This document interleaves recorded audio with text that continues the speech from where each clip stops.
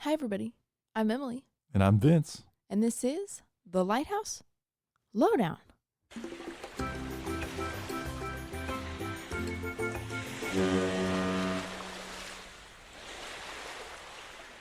Oh. Good coffee today? Yep. They gave me a venti instead of a grande Ooh, bonus. in my personal cup, which is venti size.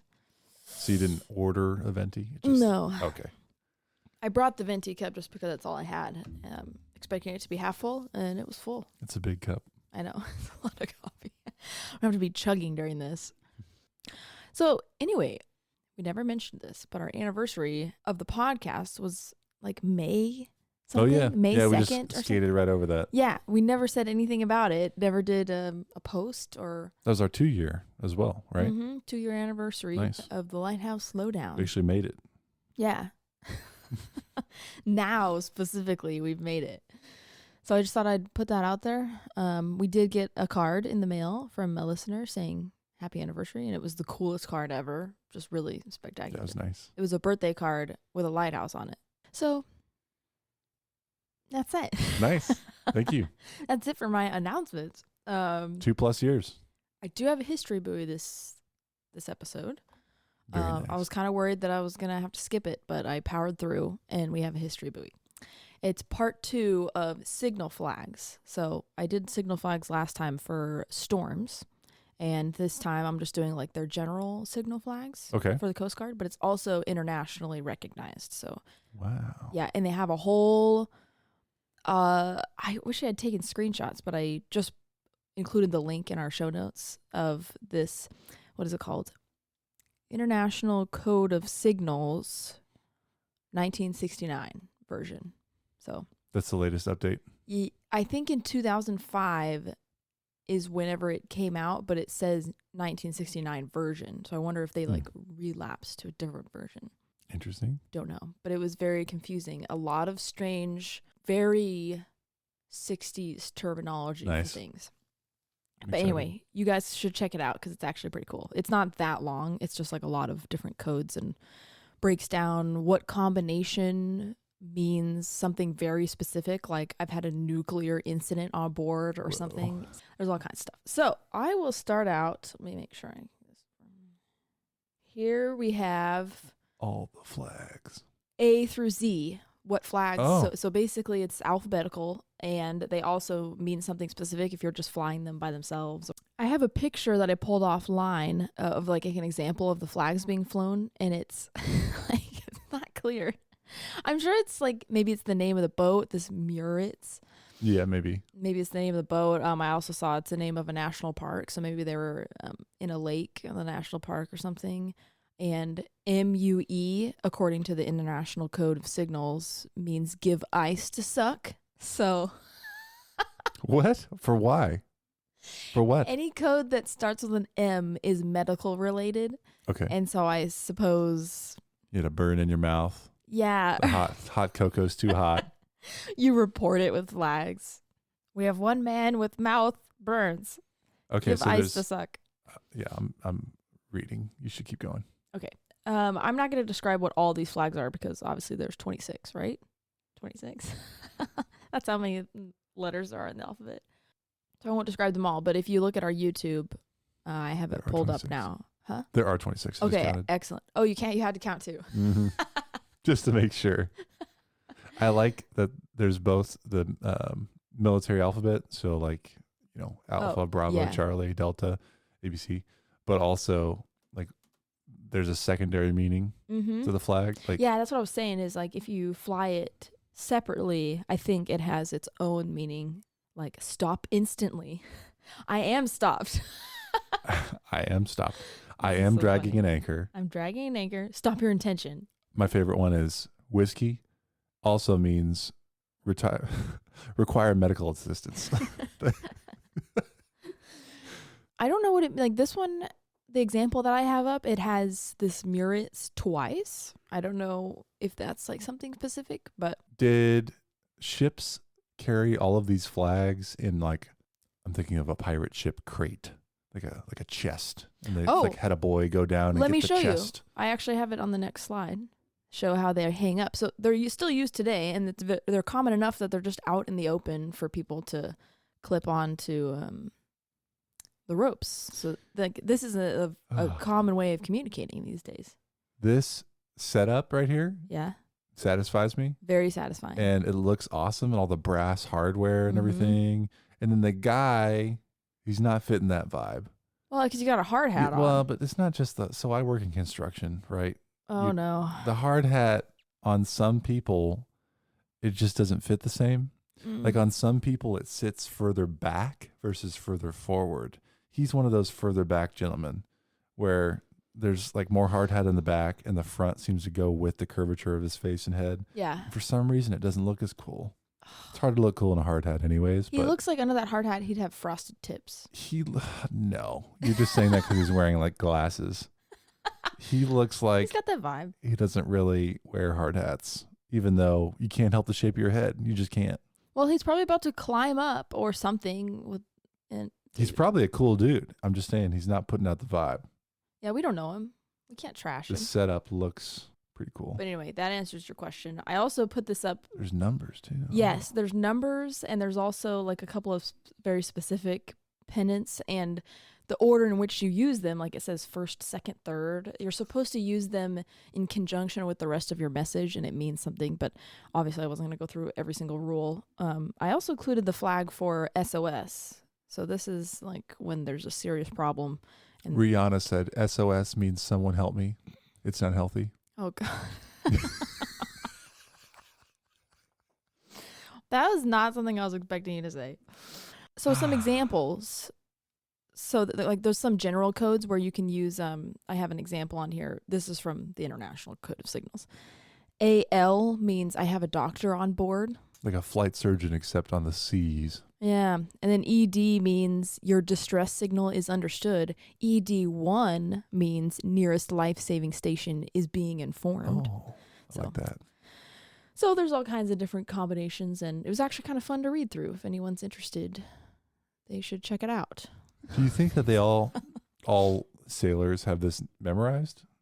I see they have the labels here with their. Yeah, I can't imagine that's possible. The amount, like I was saying, it's not a super long document, but it's just packed full with different letter combinations. So I noticed they have multiple of each one of these. Like, we need another S. Like they're playing Scrabble. It's like a dire situation.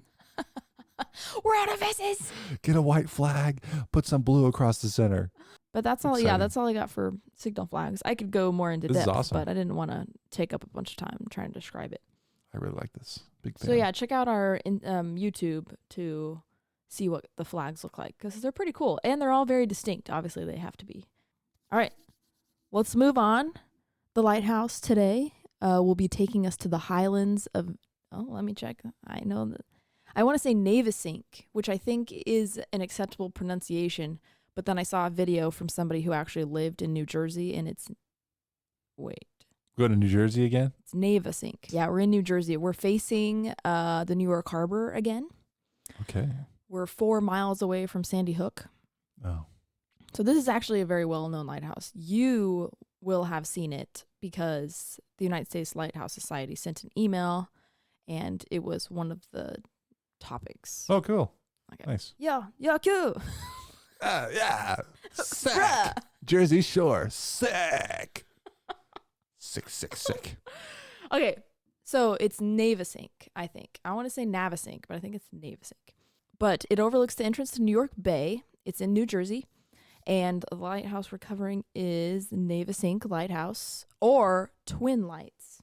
I have a picture, which is abnormal for me. I usually avoid showing it. Oh, cool. Isn't that so cool? Very castle-like. The towers are different shapes. Is this near a military academy? I have no idea. Continue. Okay. It looks a lot like there's a symbol for the Army Corps of Engineers. Oh. That looks a lot like this. I think we should look it up. Okay. But I don't want to throw you off. We'll do it later. Yeah. So the highlands of Navesink, as you can decipher from the name, is that it's high land. And so since it was elevated, it's been used often in observing traffic into the harbor. So like all cool. far in the past. I have a picture of where we are looking. So we got It's New awesome. York to the north. Sandy Hook is on the end of that Gateway National Recreational Area.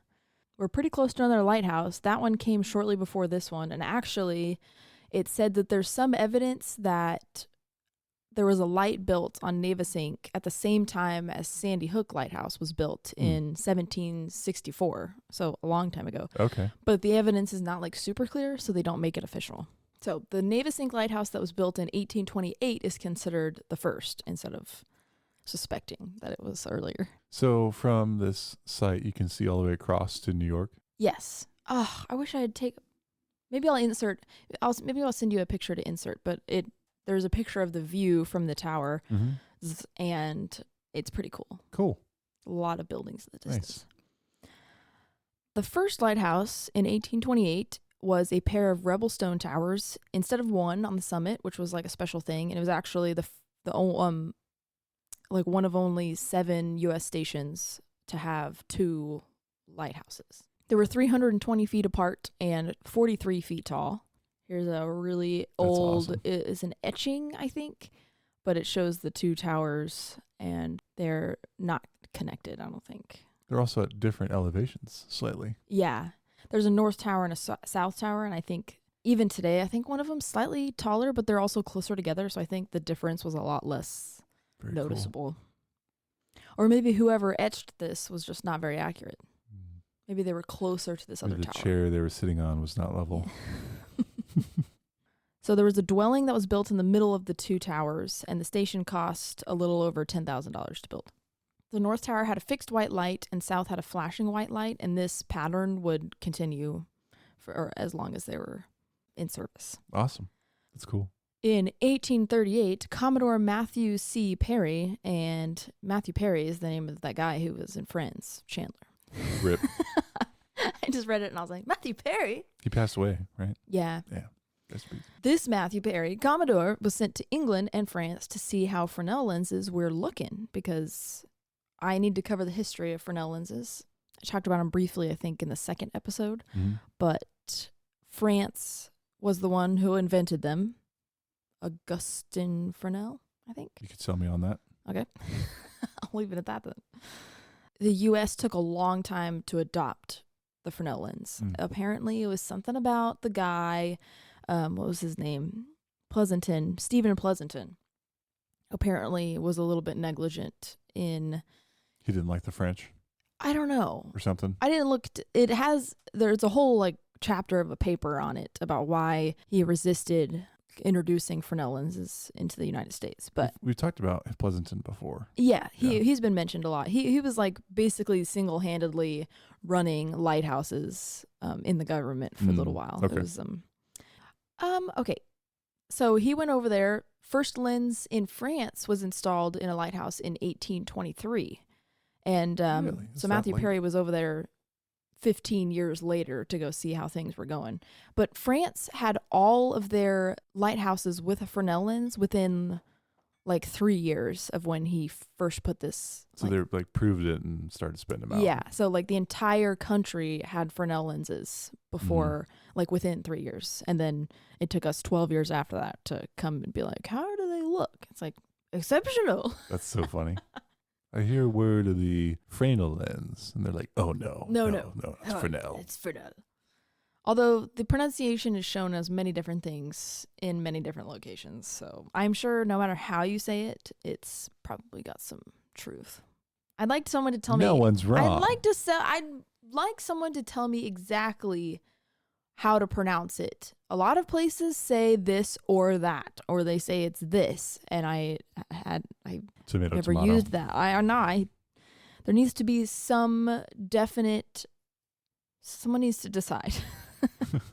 Okay, but anyway, I made a note that the first lens that they installed in France was in a lighthouse that was supposed to show the grandeur of France, like be like, cool. when you come into harbor or wherever it was. And it also had a apartment in it for the king. Like that's how fancy it was, is the king could stay there. That's awesome. But Anyway, anyway, cover that one. Yeah, maybe that one that one will be on my list. The French. I'm sure it has a lot of super cool history. But anyway, we're talking about Navesink. And this lighthouse was sort of a guinea pig throughout its entire history for new tech, like testing new tech, and was the first lighthouse in the U.S. to have a Fresnel lens in 1841. It's an early year. It's an early year. I mean, for us. I don't know. Well, it was the first, so early compared to all the other lighthouses The that got team Fresnel that's going to lenses. win the game will have the most points. Vince isn't listening to me because he's making faces at Bo. The cat is staring at me in a way that he's never stared at me in his whole life. Honestly, I think he's just zoned out, and you happen to be the topic of his. His eyes are tracking me. Oh, interesting. He does seem to be staring. It's like having an episode. Okay, so Stephen Pleasanton, which I put on here, who was in charge of U.S. lighthouses at the time, said, quote, "Upon a rough estimate of the cost of these two sets of lenticular apparatus, also because there's two towers and they both got Fresnel lenses, so it was like Nice. really expensive." Sorry, I interrupted his quote. "Of the first and second order, putting them up upon two lighthouses already built, it appears to be between $23,000 and $24,000, which at the time was like almost $900,000. Ooh. So honestly, Doable. not as expensive as I would think. Yeah. Doable. Because I really need to do an episode that just talks about the history of Fresnel Finance. lenses. Because there was only one glass supplier in France that could make prisms close to the quality that was required for these lenses. And often there were small imperfections, and so they had to like it took them 2 years to make the first lens of just working on this. Yeah, polishing so much. The prisms and having to redo pieces and all of that stuff. So anyway, I interrupted his quote again. "The cost of these lenses, however, is nothing compared to the beauty and excellence of the light they afford. Oh. They appear to be the perfection of apparatus for lighthouse purposes, having in view only the superiority of the light, which is reported by the pilots to be seen in clear weather a distance of 40 miles. End quote. That's crazy. And for this lighthouse, later they talk about you can see the hint of the light of this lens on clouds at night from That's cool. over 70 miles away. So it was insane. I'll have to talk about it because they install a Fresnel lens in here that's just like the most powerful there's ever been. Okay, I'll continue. Bang, bang, bang. I'm all over. So in 1857, Navesink was found to be in considerable disrepair. Here we go again. Wait, 17 years later? Yes. One, because it was rubble stone. Anything that was made with rubble stone usually goes to crap. Rubble.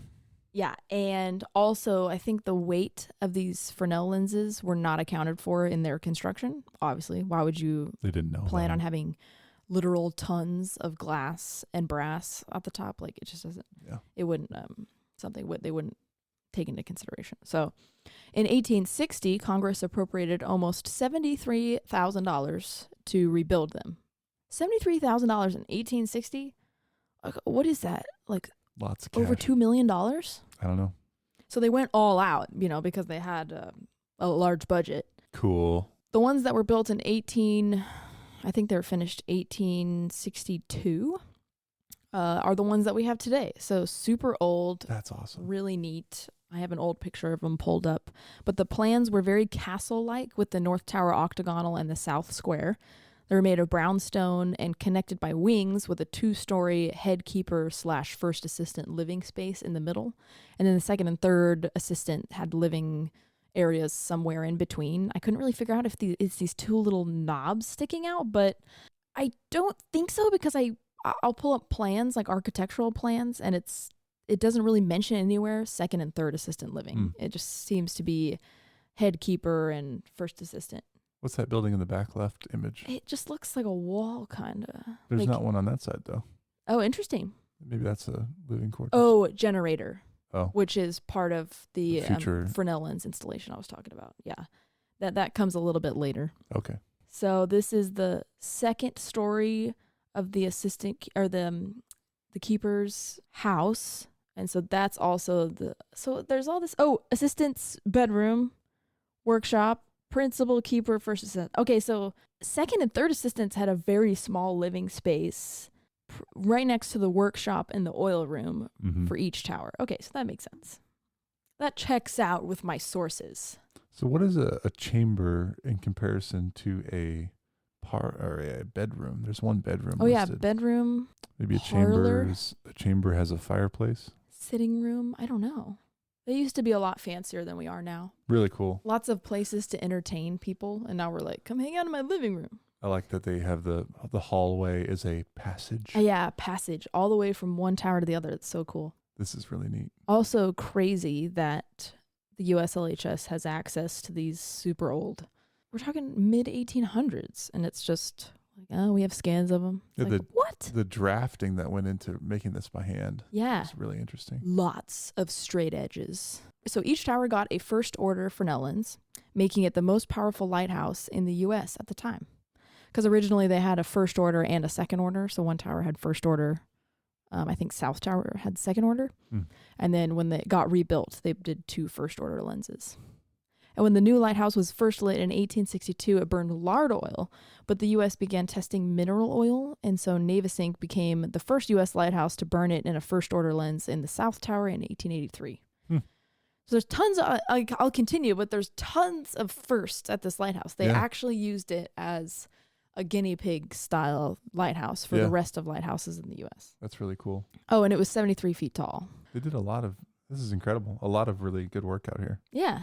Well documented. It's so clear, too. You'd think it would be really beat up by this point, but they took care of it. You can see where it was folded. All right, so the World's Columbian Exposition is the next thing I'm going to talk about. This is where our enormous, very powerful Fresnel lens came from. Okay. So it was held in Chicago in 1893 to commemorate the 400th anniversary of Columbus's landing in the New World, quote unquote. The French Lighthouse Board came to this exposition and brought with them a colossal bivalve lens along with other innovations. So it was kind of like you walk around and to kind of take a look Exhibition. like what other countries are doing and all their innovations and stuff. They didn't want to ship this humongous lens back to France because it was 10 tons just by itself. And so they convinced the U.S. to purchase it. What a sale. They're like, hey, this is pretty cool. I have a picture of it because they installed it in a museum in 1951. The Coast Guard did, and it's insane. So I'll show you a picture.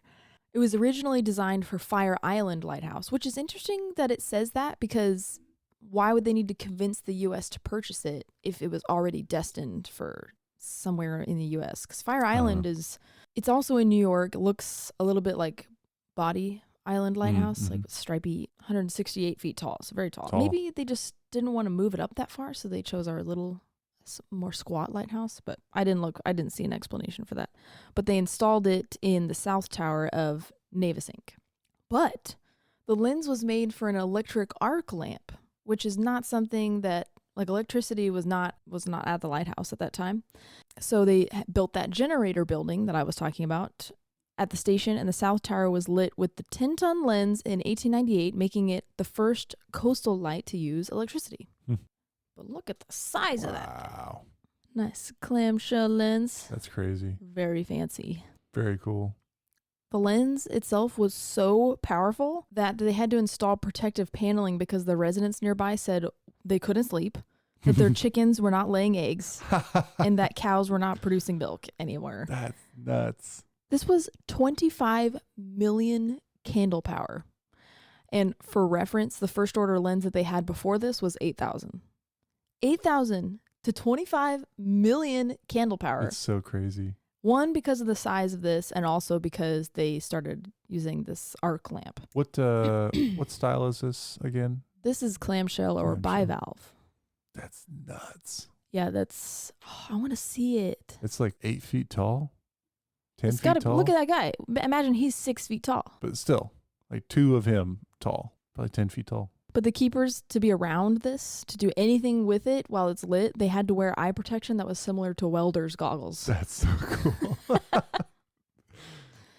Here's another picture they posted 1898 in the Scientific American, kind of showing, I had never seen what an arc lamp looked like. And so they have a drawing of it in here.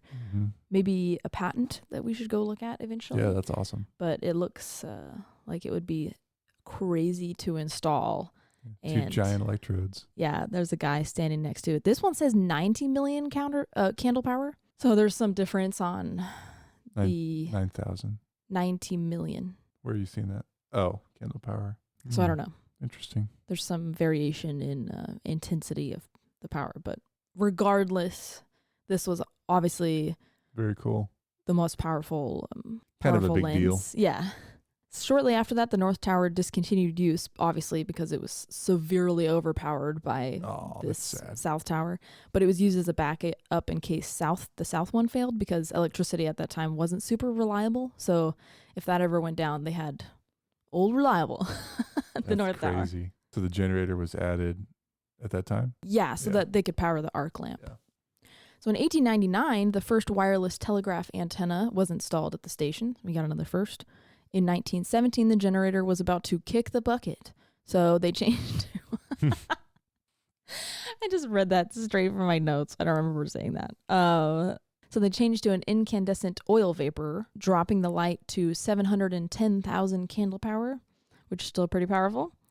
And 7 years later, changed to incandescent bulbs, which raised it again to 9 million candle power. So we never really got the power that we had with the arc lamp, but I'm sure there were some humongous downsides to using that lamp that they would change to just regular bulbs. Well, I'm supposing, I think, the arc lamp assembly we're looking at, those two things that are facing each other are the electrodes. Yeah. So they degrade a little over time. Yeah. But if you have an arc, like if you static electricity, and you get close to a little jump, if you're in the dark, it will actually light up. Yeah. And that's tiny amounts of current. And these electrodes are enormous. This is the same concept as a spark plug we talked about before. Yeah. Where there's a gap in so that arc that travels across is the ignition in a cylinder. But if that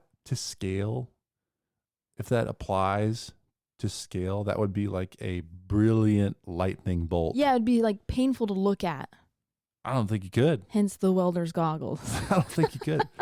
Oh, that's so cool. I've never even heard of this before. We'll need to look deeper into it. Oh, it says the theoretical luminous range of this giant lens in clear weather is 146.9 nautical miles. That's awesome.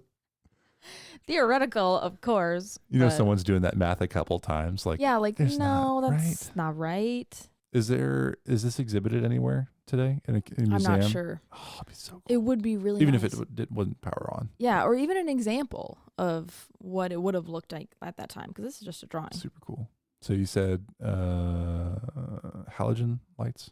Incandescent. That's right. Yeah, in the same year, the first experimental radio beacon was established at the light. So new tech everywhere. World War II followed after that, and the light was reduced again to comply with blackouts. And the lighthouse also served as the location for the United States' first experiments with radar, which was called the mystery ray in local papers because it was not public information.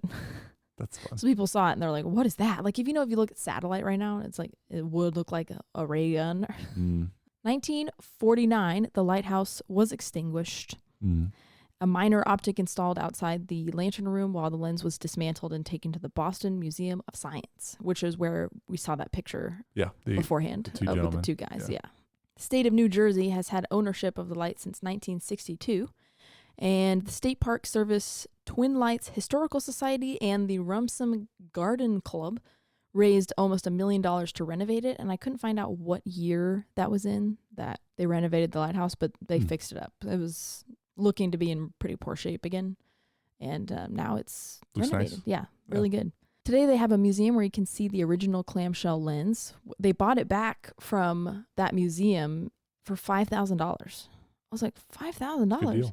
Yeah, even if that was shortly after it was acquired in like 1960 something, I feel like that would be, not 1950. I feel like $5,000 still would be like pretty cheap. I think it's a show of respect. Yeah. I don't think it's a market price. Okay, so they're not like trying to make a profit. I don't think they had it for sale for anybody for $5,000. I think it maybe that was just like moving costs. They were like, if you want it, you just move it over there. Yeah. And you can also go and climb the North Tower and see its 6th order lens, because right now it has a little lens in the North Tower. Oh, cool. Climbing is $5 and $12 for a private guided tour that includes both towers. So if you pay for a private tour, then you can see both. But normally it's only the North Tower. And the grounds are free, so you can go there at any time. On off-season, climbing the North Tower is free. And off-season, of course, is just like winter. And, cold. Yeah, when it's a little chilly. It gets pretty cold up there. Yeah. How far is this from Atlantic City? Just because we covered Navesink and Light. Because they're both New Jersey. It's not that big of a state. Yeah. Absecon. No. Okay, it's only an hour and 45-minute drive. So like the whole state. Yeah. Yeah, it's a large majority of the coastline you'd have to drive by. That's funny. Yeah, because this is the top right next to New York, and yours is kind of towards the bottom. Mm-hmm. One more thing, if you would please look it up for me. Oh, sure. Is the Army Corps of Engineers symbol. Like where it comes from. It's probably not this, but it looks kind of castle-like. Yeah, you're right. Let me pull it up on the screen. A guy who sat next to me at P1 group was Army Corps of Engineer veteran, I suppose is the word.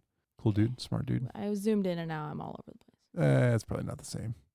Looks like a castle though. Yeah, it's definitely castle-like. Cool. So this picture I found online. It's everyone should go to our YouTube. I'll also have it on our Instagram, so if you want to go check it out. It's a picture of the two lights at night, and one of them looks like there's a Christmas tree in it. I was like, what is this? Little South Tower's got a Christmas tree. So I looked it up, and they do, in fact, have a Christmas tree. Not an actual Christmas tree, but like they hang lights to appear like a Christmas tree. Nice. All the way from like late November to like the end of winter. Yeah. So I looked into That's that. fun. There's some stories about it, but I figure I'll cover this in part 2 of our Christmas at Lighthouses episode when it gets closer to Christmas. But I include a little picture here you can see. That's awesome. They put a little tree in there.